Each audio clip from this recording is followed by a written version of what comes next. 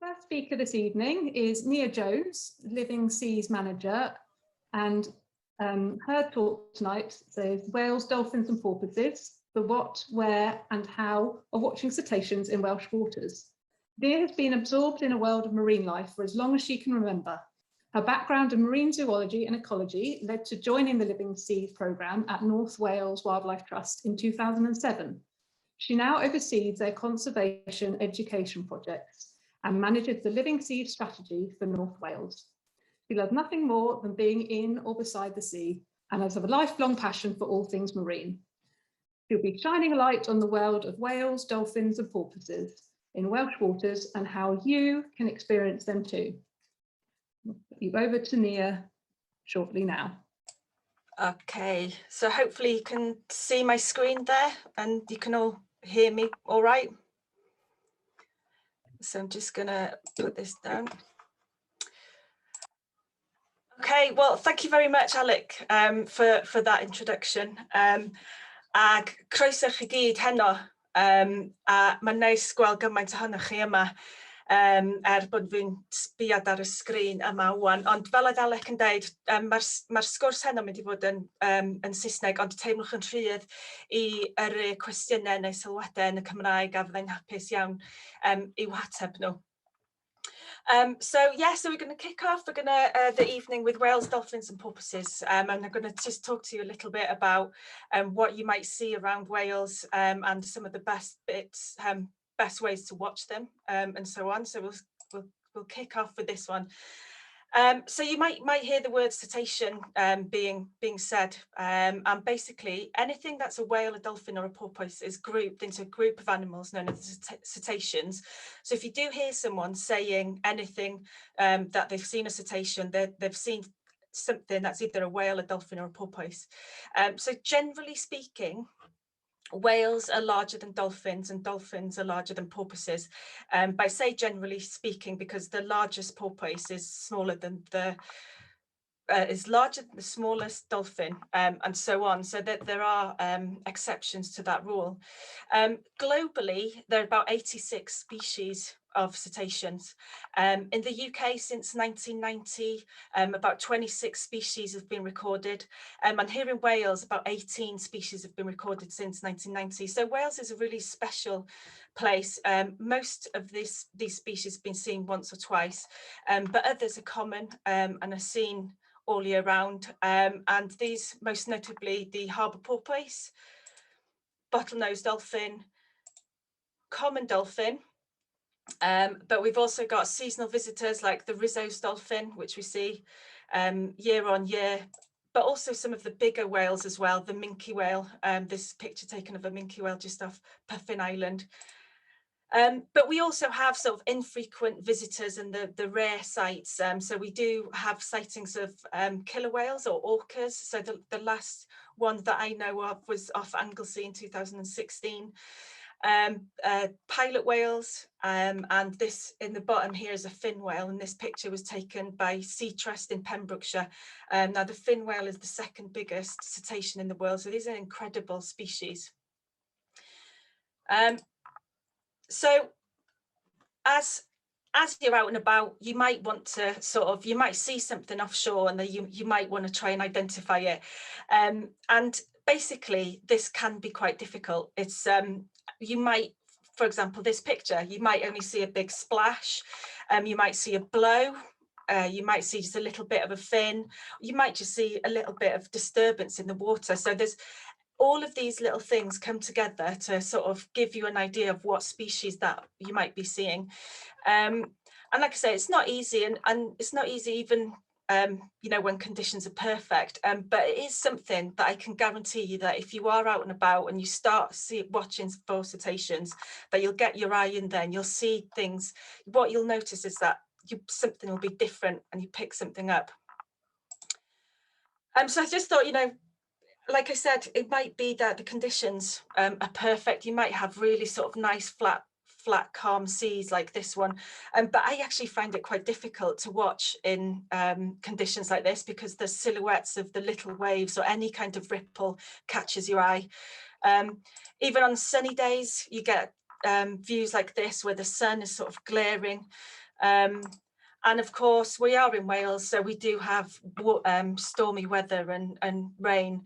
The truth of it is, actually, if it is like this, sometimes when the animals are close in, you get the better view of them because you kind of get to see them surfing through the waves. But one thing you don't, much more difficult when the conditions is like this, is that you don't see them from far away. So it's always worth picking your sort of kind of day to get out and about to have a look at for stuff. So what I thought I'd do is just go through some of the sort of common species that you might see in Wales, a little bit about stories about them, and just how to identify them. So this picture here is also taken off the north coast of Anglesey, and this is a harbour porpoise. And in Wales, not just for porpoises, but for dolphins as well, you can get incredible views really close from land. So it's always worth keeping an eye out to see when you're on the coast. So the harbour porpoise, a llamhidyddion. So the harbour porpoise is the smallest but the most common cetacean that we see in Welsh waters. In Welsh it's called the llamhidyddion. If you're in something like Penllyn, they're also called llamhidyddion. And one thing that's really nice about this name is that it's an old Welsh word for dancer, or one that leaps. In English it's called harbour porpoise, but you might also hear it being called the common porpoise, and this is exactly why we use Latin names. So to make sure that we're picking, we're talking about the same animal. So the harbour porpoise's Latin name is Phacina. This picture, I know that this picture is blurry, but I thought it's really, for me, this just kind of epitomizes how you look at harbour porpoises. They tend to be quite fast, and this is an actual movement called porpoising. And this is a mum and a young porpoise. And here at the top, you can see a sort of illustration, this sort of very rotund animals. They've got they're very small, so about 1.6 meters at the most. And they've got this small triangular dorsal fin. So really look at the dorsal fin, because this is a really key feature of harbour porpoises. They've got this incredible patterning on their sides, and they tend to just roll out of the water. And you tend to see them in places where there's upwelling. They like a lot of tidal movements. You'll see them by tidal races and upwellings and things like that. They're generally shyer than their sort of more boisterous cousin, the bottlenose dolphins. You don't tend to see them breaching quite as much, and you don't tend to see them bow riding either. But as always, there's exceptions to the rules. This is a harbour porpoise breaching off Anglesey, and there is a really lovely video of a harbour porpoise bow riding just off Pembrokeshire as well, if you go to YouTube and have a look. And I thought I'd just show you this picture. This is a really young harbour porpoise. It's probably a stillbirth, but if you look carefully on its flanks here, you can see these little lines, and these are called the fetal folds. So all cetaceans are mammals, so they give birth to live young, and these lines here just show that as they're sort of curled up inside the mother.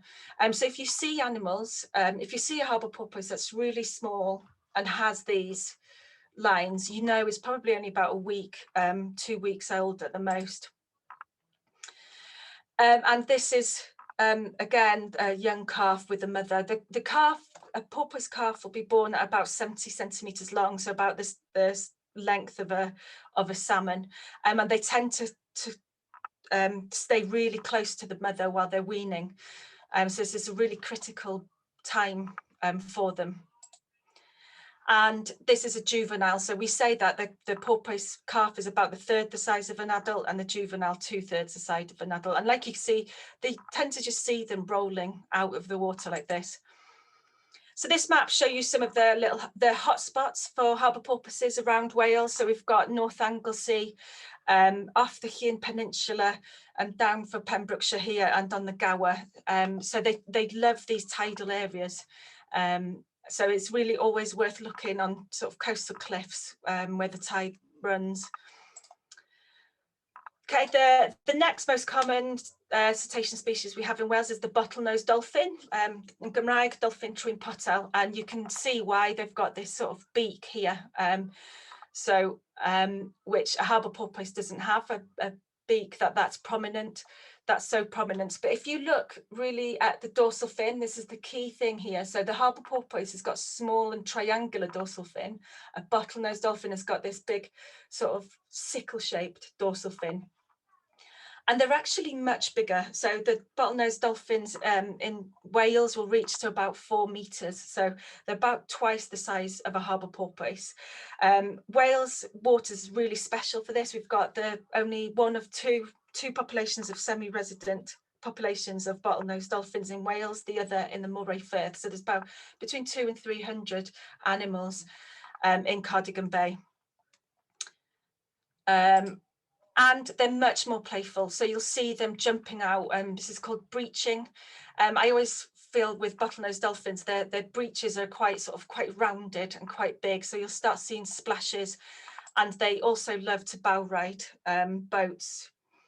This picture's taken off Anglesey, and I should say that most pictures that that I've shown you tonight are taken in Welsh waters.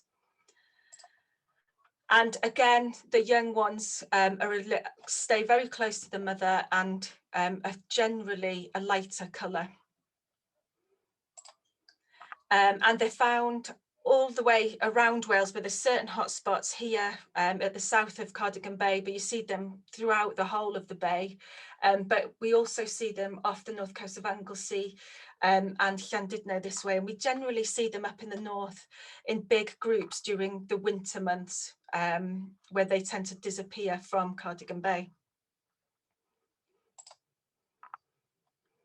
And I'm just going to show you this picture. You shouldn't generally see porpoises and dolphins together because something that has emerged over the last several years really, is that bottlenose dolphins are bullies. They do pick on harbour porpoises and they will kill them. So, but I just wanted to show you this picture because it just shows you how different they look. And because one thing when I started in all of this, and when I started sea watching, I was always a bit worried that I wouldn't be able to tell the difference between a harbour porpoise and a dolphin.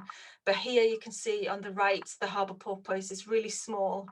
And it's got small triangular dorsal fin, and the much larger bottlenose dolphin with a sickle-shaped dorsal fin here. And unfortunately, 4 of these bottlenose dolphins did kill this animal. And the way they do it is that, if you've remember Blue Planet, where you see the orcas, throwing the seals in the air, it's a very similar thing in that situation. So the 2 main species that we see around Wales are the harbour porpoise and the common dolphins, but we do have these animals that come in generally at the end of August, sort of towards the end of July, August and autumn. They're an incredible species. So they're called the Rheolwr dolphins. So they're born quite brownish, and they, as they grow, they start getting these sort of scars on them. It looks like someone's painted them. Again, they're big animals. They can reach about 4 meters long, but they're much bulkier than the bottlenose dolphins. And they've got this really tall dorsal fin here. And that's really a key indicator. And one thing I always feel with Rheolwr dolphins, when I see them, the first thing that I tend to see is this big splash. They like to make these big splashes.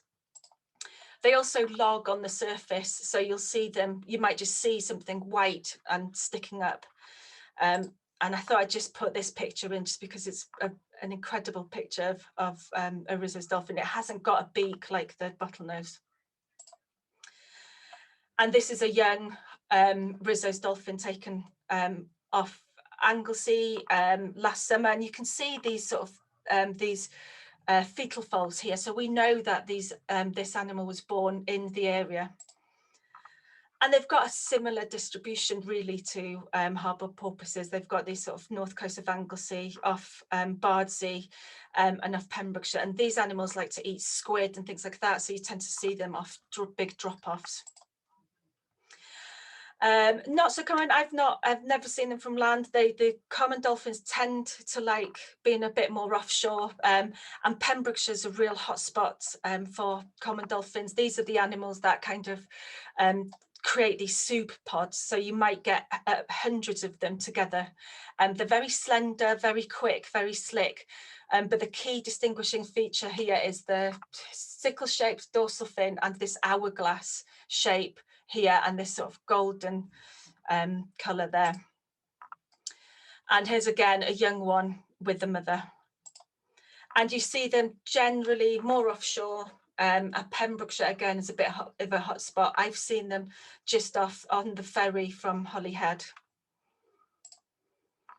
And the great whales, one of the great whales, the minke whales, and Gymraeg Morfil pigfain, which means narrow beak. And so they're large animals. They can reach about 8 to 9 meters. And the key distinguishing feature here is that there's a lot of body in front of this dorsal fin. And that's the key thing that you need to be looking out for when you're looking for minke whales. We don't see them that often, but we do have a few confirmed sightings every year. And they've got this white patch here on their fin. And yeah, just this picture here, you can see how it gets its Welsh name, narrow-beaked whale. And this is just a little sequence of, if I go back, a sequence of a lunge by a minke whale. And this was off Puffin Island, and the guy that took this picture, it was taken from afar, but he doesn't think that the people on the yacht actually saw that. So that was quite interesting and gutting for them. And again, you never know what you might see. So it's always worth keeping your eye out. Again, minke whales, like I said, you don't see them as often, and they do like to be sort of off in the Celtic deeps, in these deeper water and a bit closer to island. But we do see them, and there are quite a few confirmed sightings. So that was just a sort of a quick, really sort of idea of some of the different things and some of the key things to look out for when you're watching for cetaceans in Welsh waters. And I don't want to dwell on this for very long, but I just wanted to sort of flag up some of the threats that cetaceans have in Welsh waters, and not just in Welsh waters, but mostly globally as well.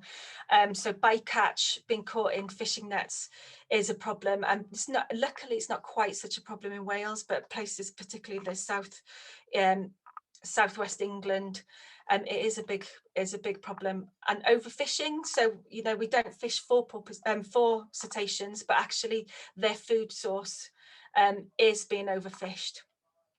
Pollution, so pollution can come in the many forms. So this one here is an animal caught and entangled in plastic pollution and in nets. They are marine mammals, so they do need to surface to breathe. But also pollutant in terms of toxins. Some of these animals are sort of open to a huge amount of toxins, and as top predators, it accumulates in their body, so it's a big problem for them. Disturbance as well from recreation, but also from industry at sea. Climate change is a problem. Again, it changes their food source and their movements. And luckily here we don't hunt them anymore, but there are some countries in the world where animals are hunted. But here in Wales, like Alec mentioned, the special areas of conservation. So I'm not going to go into this into too much detail, but I just wanted to flag it up. We do have areas which are designated for cetacean species, and these are areas where they have more management and they're special places for the animals. If we look at these big blue patches here, these are the porpoise, harbour porpoise SACs. This here is a bottlenose, as an area designated for bottlenose dolphins, and this is also they're a feature of the Penllyn a Sarnau SAC. So I just want to finish with a few top tips really. Most of us will be looking out for marine mammals from land. So I would suggest that wherever you are in Wales, it's worth it's worth looking out for cetaceans. Top tips for me is always take your binoculars if you have some. Take a picnic. It's always worth just taking some time to watch and relax. There's something really therapeutic about watching out to sea. So, you know, spend a day looking. You never know what you might see. Weather-wise, it doesn't matter if it's sunny, take layers. You can always, you can get quite cold when you're just sitting around, and even in midsummer it can get quite cold on the coast. So I always say take lots of layers. What you don't want to do is get too cold and then not be able to watch what you're watching for. And look out for seabirds. So seabirds are a good indicator that something's feeding. So if seabirds are diving offshore, keep an eye out. There might be porpoises feeding underneath, and these cetaceans do like to feed in these upwellings and eddies and tidal currents. So you'll see them where there's a lot of water movement. And if something just catches your eye, just keep an eye out in that area. Sometimes that's all you need, is to have a look. And again, Alec mentioned the marine codes. If you are lucky enough to be out on a boat, whether that is on your own boat or a friend's boat or with a guided operator, it's worth looking out for these animals. And these marine codes are there to not just protect the animals, but they're also there to kind of give you the best ways of watching them. Disturbed animals will disappear. It's not good for them, but they will also, you know, disappear. So if by following these codes, you get the best view of these animals. So we always say, gradually slow down, don't make big fast movements, give these animals lots of space, at least 100 metres. So each of these codes in Wales say the same thing. Give them space, don't try to interact with the animals. So you don't want to be trying to feed them or going, you know, trying to touch them or anything, even if they're bow riding. Give them space, keep noise to a minimum. So if you're lucky enough to have dolphins around your boat, keep noise to the minimum. You don't want to disturb them.